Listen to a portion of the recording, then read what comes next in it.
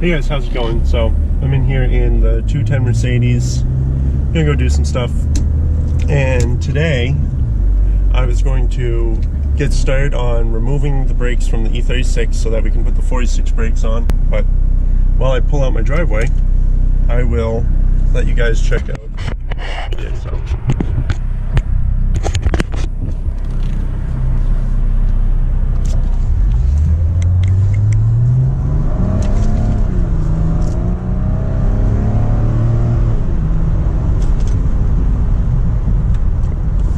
Just at the shop, gonna wash my car real quick because I refreshed the headlights, and ever since I got like the polishing compound all over the hood.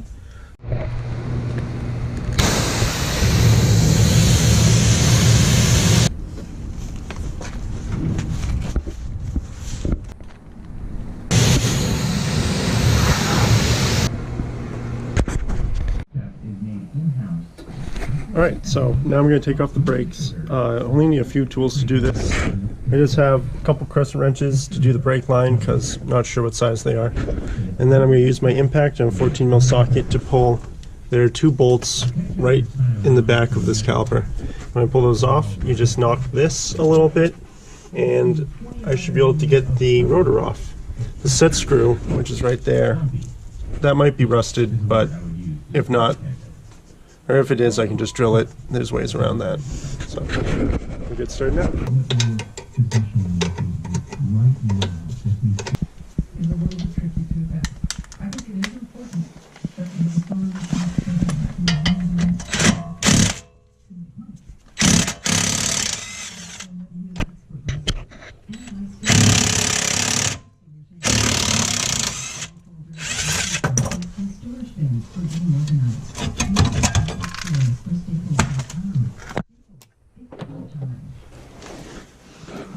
Alright, so there's one caliper off.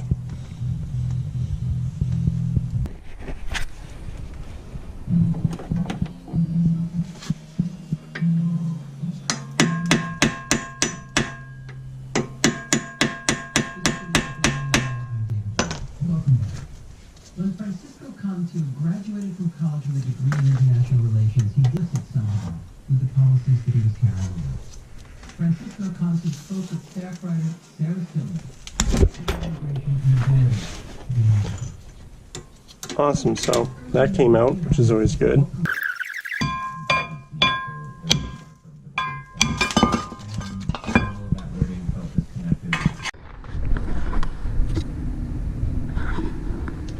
Hi, so in doing the switch from E36 brakes to E46 brakes, the only real issue that you need to deal with that's not a plug-and-play is the rear brake solution, or the rear parking brakes. You need to find something that will work so that you still get tension even though you have a larger inner diameter barrel. So what I'm going to do is an idea I actually got from someone else, but I'm going to grind off the brake material on the E36, cut down the 46 pads, or brake shoes for the parking brake, and weld those onto the E36 ones so that it makes up the gap inside the inner hub so it will hold onto the rotor. So I'll kind of show you guys what I mean right now. So you have two inner races, and the e-brake travels along this inner hub, and when you measure it, you get about 7 1/4 inside that barrel and around 6 1/4 inside the stock barrel. So I'm basically going to have to weld a 1/2 inch worth of E46 shoes onto an E36 pad. So basically I'll show you the pads now and what I'm kind of going to do. So I just got some AutoZone pads. Here it doesn't really matter since it's the parking brake. Okay, so these are the parking shoes, and basically I'm going to cut along this inside so that can get welded and it'll push out to meet the rotor. So now I've got the brake shoes all ground down, as you can see, and I figured I would just say that what I noticed when I was doing it is that if you smack it really hard with the hammer, you can actually get the brake pad off the shoe, and you make a lot less dust that way. The first one I actually ground down all the way, but the second one I smacked with a hammer a couple times, the pad fell off, and then I just had to clean up a little bit. It's definitely the route I would go. Now I'm going to cut the other side.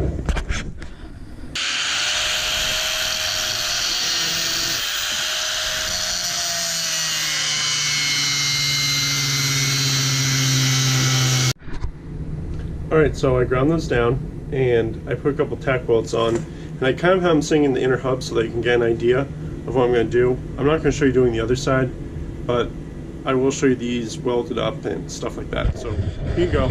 This is what they look like, kind of sitting in the rotor. So you can see how it's E36 on the inside with the outers welded onto them.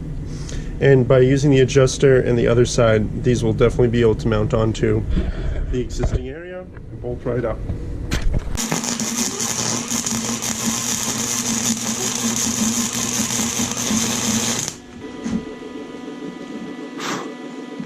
So now that that's all welded up, what I'm going to do is I'm going to go clean up a little bit of the slag from welding it, and then I'm going to fit them into the rear rotors and cut the brake shields, or dust shields, which I'll show you guys.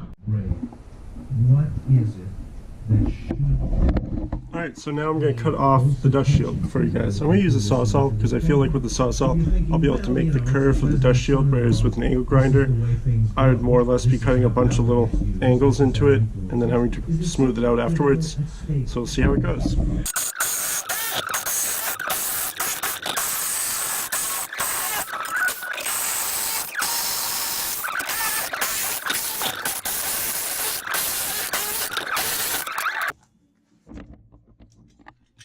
Alright, so now that I absolutely hacked that one up, I will probably use an angle grinder for the other one, just because you saw how I was shaking back and forth. I didn't really care too much because it's just a dust shield. I mean, it does something, it does have a purpose, but it's not really that big of a deal. So, that's kind of what we're working with now. Alright, so on here on the front tire, and right now I've got the wheel removed, and I'm just going to pull off the brake line in the back and then take off the caliper and take off the rotor in the front before we put the E46 set on. Now in the front setup there's not really anything that interferes. There's no parking brake, and the dust shield, as you can see, it kind of bends away from the rotor. So the front is really just plug and play, and this is just a spacer which is necessary for me to make my my rims work, because I'm running 255 35 18s in the front on a 9.5 inch rim. So there you go.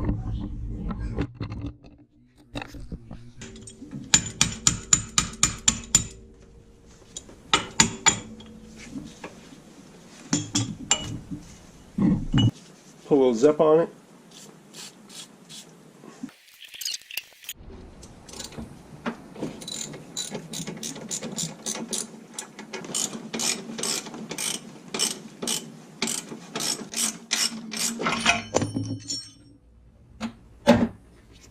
Alright, so got the stuff off, and now I have the front both the front and back brakes off. I'll show you guys what they look like compared to the new ones side by side.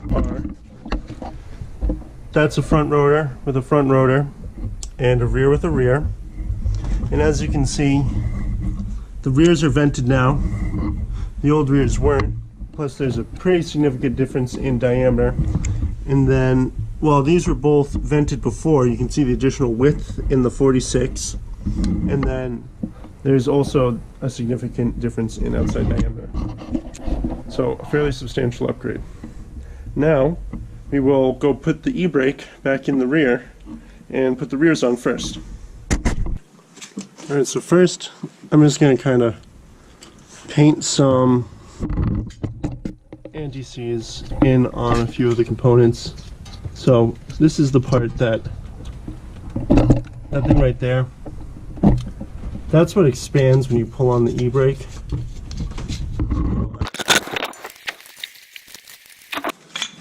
I have my modified emergency brake shoes right here. I'm going to situate them in the rotor.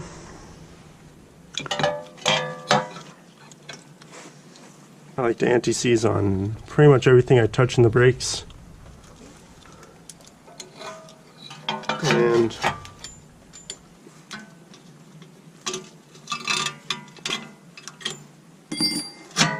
alright, so now the second side's in. So what you want to do is take your little spanner, and the small spanner is going to go in the gap right here, which, as you can see, I'm going to have to close my spanner.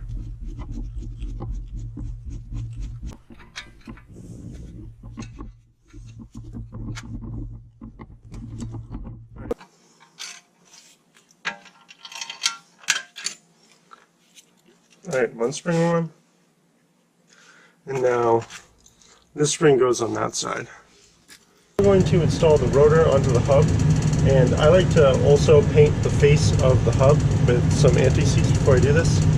It tends to make the rotors come off more easily.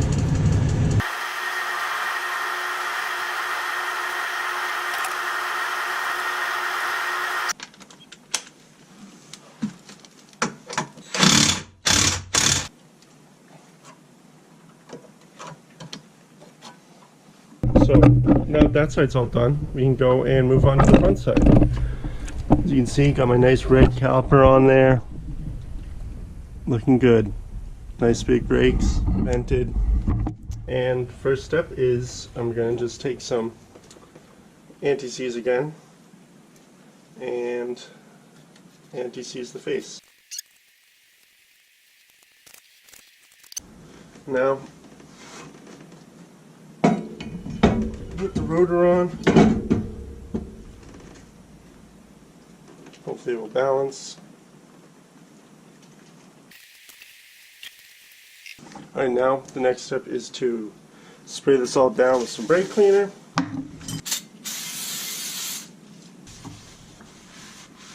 Nice new hawk pads.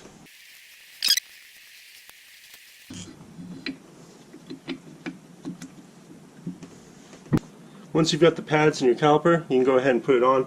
I've got the hardware here ready. What I'm going to do is get it on, put one bolt through, then anti-seize up both the bolts, and tighten it all up. So here we go.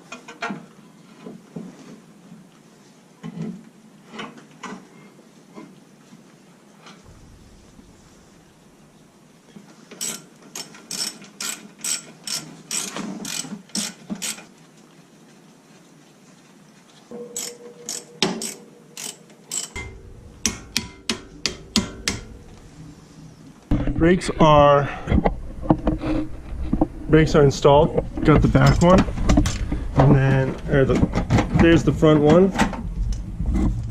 Take a walk on over, and got the back one on. Basically, all in all, I don't really see a reason why you wouldn't want to do this if you were looking to upgrade the brakes on your BMW. Obviously, if you don't need new calipers or anything, you're just doing like a pad swap, it doesn't make sense. But if you have to buy any real brake components, you might as well just go E46, because other than that rear brake mod, which that wasn't even that bad, it's pretty easy to do the conversion. And then you get some awesome big brakes. So there you go, guys. Like, subscribe, and you'll get to see more BMW and all sorts of other goodness. So hope you enjoyed it. See you next time.